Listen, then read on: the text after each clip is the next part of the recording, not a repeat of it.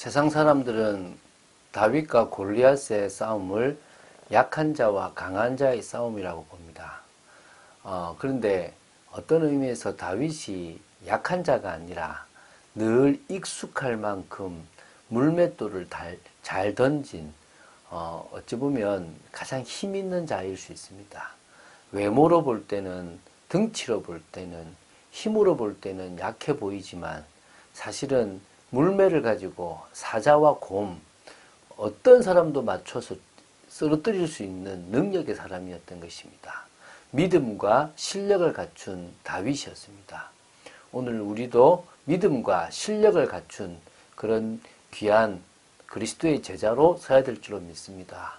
그런 응답을 받는 여러분 되시기를 주 예수 그리스도 이름으로 축원드립니다. 자, 사무엘상 17장 41절부터 58절 긴 내용입니다. 그래서 짧게 그냥 지나갈 건데요. 45절부터 47절 다윗이 골리앗에게 했던 고백을 보면서 우리가 이 내용을 보겠습니다. 다 같이 45절부터 47절 합독하겠습니다.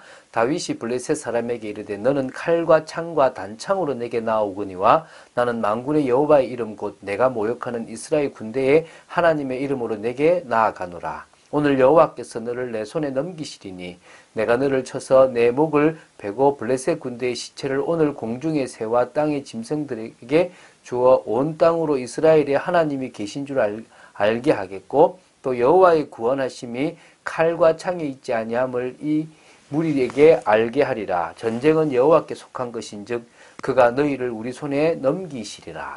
아멘. 그게 참 좋죠. 자, 사무엘상 17장 31절부터 40절은 다윗이 사울왕 앞에 나아가 골리앗과의 싸움을 자청하고요.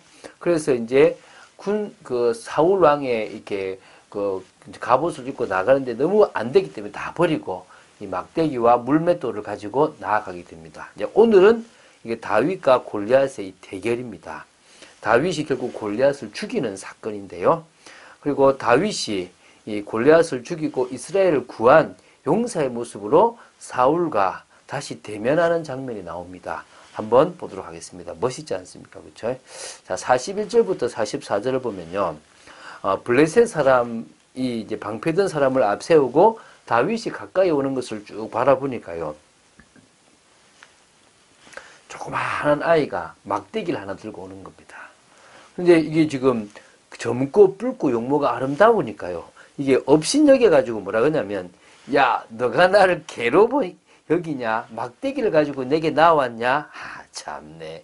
너희들 이 이스라엘은 사람이 없어서 저 조그만 아이를 보냈냐? 자신들의 다곤신들의 이름을 가지고 다윗을 막 저주를 합니다. 그리고 이제 뭐냐면, 와봐! 내가 네 살을 다 찢어가지고 공중에 새들과 짐승들에게 먹이를 주겠다라고 합니다. 참, 겁도 없죠. 자, 이제 그래서 45절 47절에 보면 오늘 나오지 않습니까? 다윗이 딱 블레셋을 보고 얘기합니다. 가까운 거리는 아닙니다. 왜? 들리기만 하면 되니까 크게 했겠죠.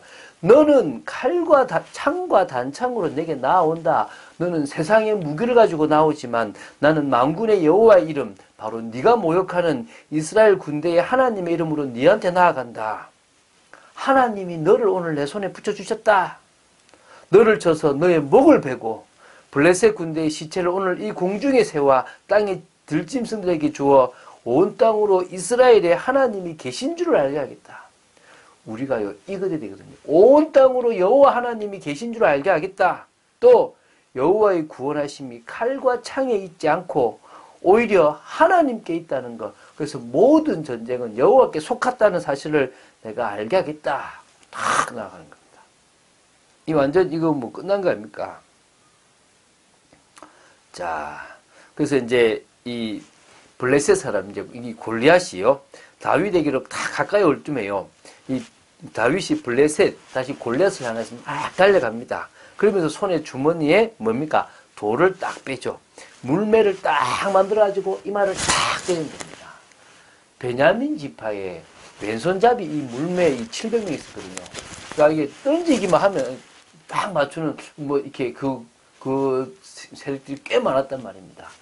한 방에 딱 맞추지 않습니까? 지금요, 다윗이요, 이걸 탁 던져서 맞추는데 그 빠른 사자도 맞추고 힘센 곰도 맞춥니다. 근데 이 힘은 뭐 곰만큼 될지 모르겠지만 빠르기는 아주 늦은 이 블레셋이 있으니 그 골리앗이 있으니까요. 그 이마를 향해서 탁 맞추기가 얼마나 쉬웠겠습니까? 탁 던져버린 겁니다.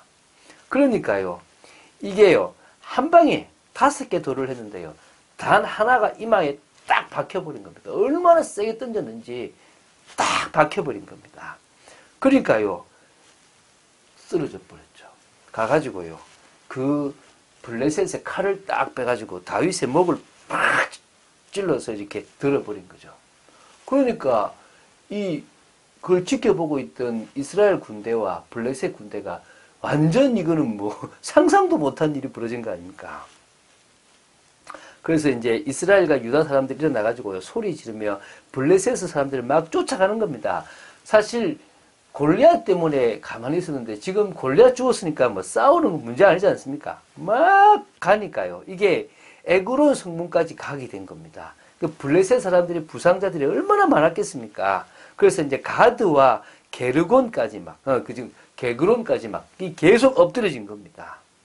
그래서 이제 블레셋 사람들을 다 치고 진영까지 다 노략질하고 그런데 다윗은 그 블레셋 사람의 머리를 예루살렘으로 가져오고 갑주는 자기 장막에 탁 둔 겁니다.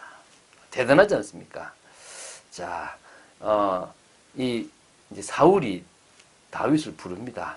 다윗이 블레셋 사람을 향하여 나아감을 딱 보고요. 이제 뭡니까? 이 아브넬한테 묻습니다. 야, 저 소년이 누구 아들이냐? 아브넬이 모르겠습니다라고 얘기합니다. 이게 이제 어디냐면 이걸 시험 연구해 보면 분명히 왕도 알고 아브넬도 아는 그런 누구요? 다윗 수금을 타는 자 아닙니까? 그런데 지금 모르겠다 이 말은 야 우리가 아는 쟤 맞냐? 어떻게 저렇게 싸움을 잘하냐라는 그렇게 볼 수도 있답니다. 어쨌든 그래서 이제 머리를 들고 딱 온 누구요? 그 다윗에게 이제 사울이 묻습니다. 네가 누구냐? 누구 아들이냐? 라고 물으니까 나는 주의 종 베들레헴 사람 이새의 아들입니다. 라고 얘기하는 겁니다. 이 참 겸손하게 그죠? 자신이 누군지를 딱 이야기하죠. 자, 이 내용을 다시 한번 쭉 정리하면 도저히 안 될 것 같은 이 다윗은요. 물맷돌을 가지고 늘 익숙한 방법이죠. 왜? 사자와 곰을 잡는.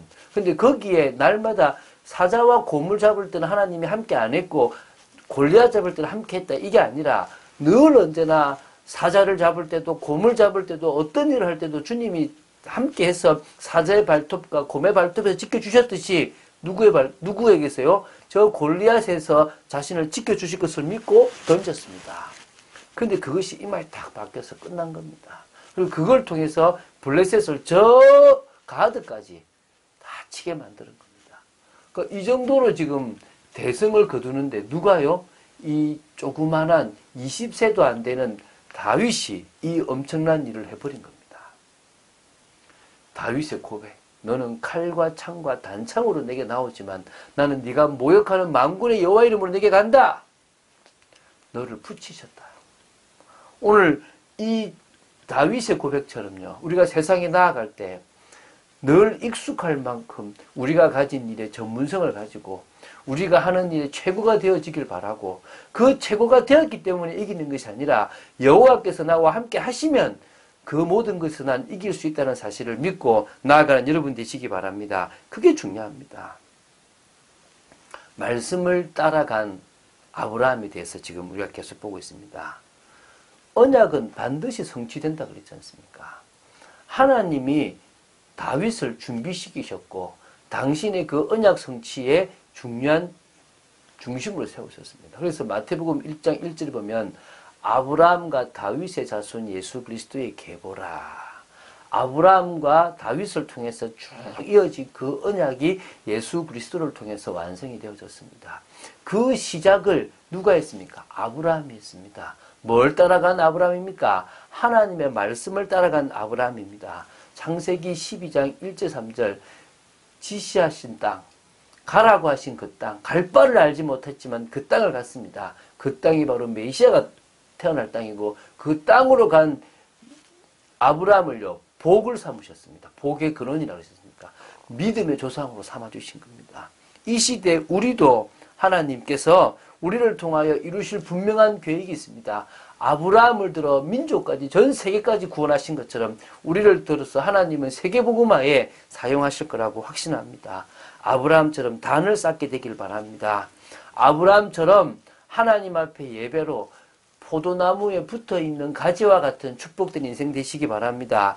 언약과 통하는 축복의 인생, 하나님과 통하는 축복의 인생, 믿음으로 나아가는 인생 되시기 바랍니다.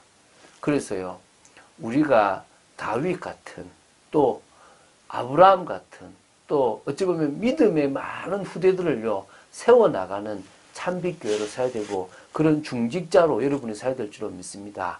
그런 응답 누린 여러분 되시기를 주 예수 그리스도 이름으로 축원드립니다. 주는 그리스도시요 살아계신 하나님의 아들이심을 고백합니다. 다윗의 고백이 저희들이 고백되기 원하며 다윗이 가진 믿음 같은 올바른 믿음을 저희들이 가지게 되기를 간절히 소원합니다. 지켜주시고 은혜 내려주시고 말씀 따라가는 귀한 은혜를 허락하여 주시옵소서. 감사드립니다. 정말 언약을 성취하며 하나님 나라를 이루는 귀한 저희들 되기를 간절히 소원합니다. 주 예수 그리스도 이름으로 기도드립니다. 아멘.